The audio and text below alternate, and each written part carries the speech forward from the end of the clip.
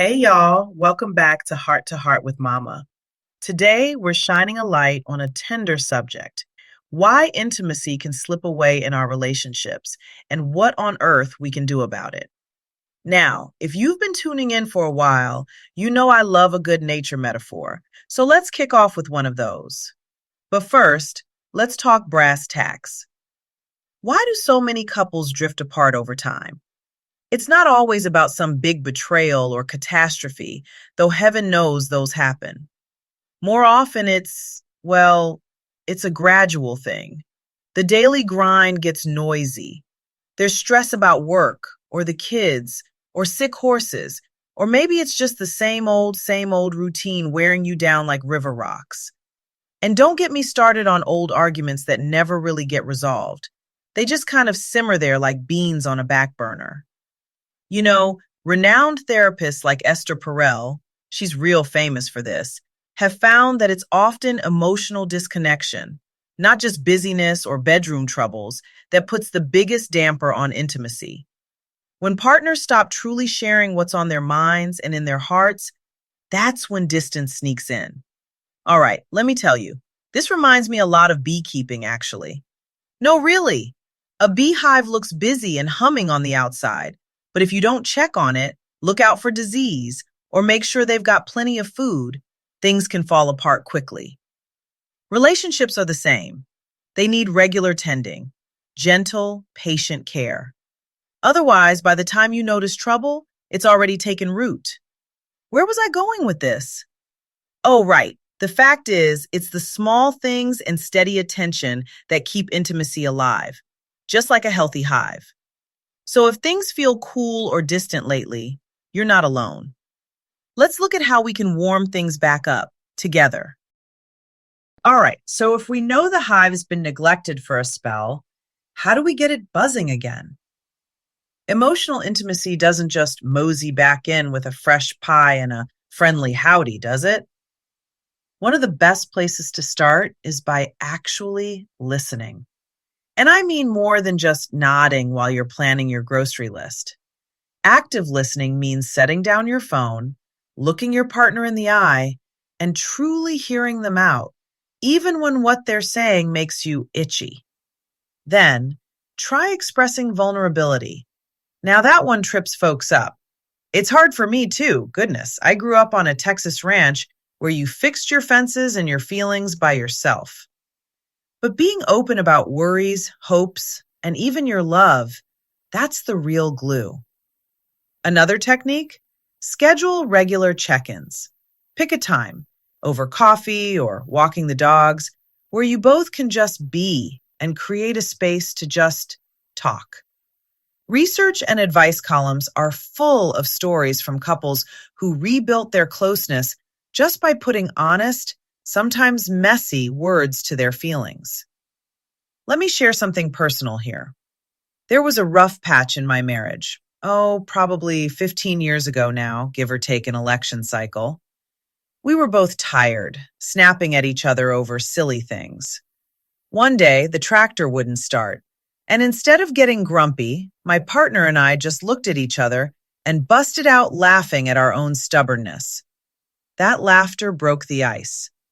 Suddenly, it was easier to take that very moment and talk, to apologize, to remember we were on the same team. Sometimes it's not fireworks. It's just one real, shared moment that lets you reboot your connection. Now, I know some of y'all are shaking your heads. Maybe life's too busy or old hurts feel too heavy. Reconnecting isn't always simple, and there are plenty of obstacles that want to jump up, like a horse trying to escape the fence. Busy schedules, lingering emotional baggage, communication gaps big enough to lose your best Sunday hat in, these are real. But there's hope. Setting aside dedicated quality time, even if it's just 15 minutes without distractions, can make a world of difference. I want to add that you both need to try to be open and create a non-judgmental space. And if there's a lot to unpack, couples therapy isn't a bad word, I promise. Sometimes you need a good referee, someone who can see where the puck's stuck. Oh, and let's talk forgiveness, y'all. I know, it's harder than wrangling barn cats, but holding on to grudges just gums up the flow. Now, here's my personal tip for a relationship reset. When things got heated between me and my husband, we started pausing to call a reset. Literally, we'd say, okay, time for a reset. We'd sit down, maybe over chamomile tea, talk about what wasn't working or how one hurt the other's feelings, but then we'd reaffirm what we agreed to on our wedding day. We're in this together, right? It's simple but mighty. If you can create a safe, non judgmental space for these conversations, you'll be shocked how quickly the air clears. A little kindness, a little honesty, it really goes a long way. Let's mosey on over to the physical side of intimacy now. Folks sometimes get nervous talking about this, but listen, you can rekindle that closeness in so many ways. Doesn't have to be all roses and fireworks.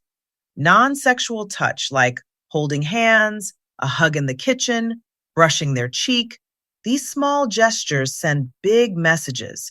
I see you. I care. Trying new activities together helps too. I've read stories about couples who took dance classes, learned to bake bread, or even signed up for goat yoga. Yes, that's a thing. All so they could experience something new side by side. Stepping out of the rut does wonders. Here's one from my old playbook: making peach ice cream from scratch. I don't care if you're city folk or country raised, standing around the kitchen, laughing at who made the bigger mess, tasting that sweet reward together, that's real connection. It doesn't cost much, and it always ends with sticky hands and happy hearts. So don't underestimate the magic of simple, shared experiences. It's about joy, playfulness, and reminding each other, hey, I still like being near you. So, how do we keep the flame glowing once we've got it burning again? Intimacy isn't a one time hill to climb, it's more like tending your garden. Establish regular routines like weekly date nights or a quick gratitude check before bed. Just say one thing you love about each other. Those little habits add up. When stress creeps in, try a mindfulness practice together, even if it's just a slow walk at sunset or sitting quietly, breathing, like we talked about in episode 3. And surprise each other every now and then. A note in the lunchbox, a flower snuck in the truck dash. Small things keep that spark alive. Above all, don't forget to dream together.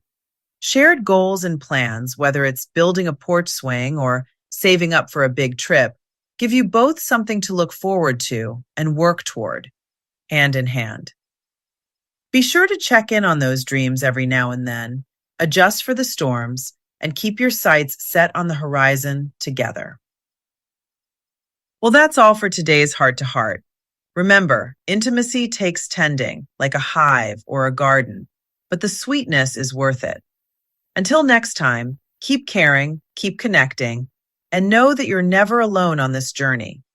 I'll be waiting here with more stories and little nuggets of wisdom for our next visit. Y'all take care now.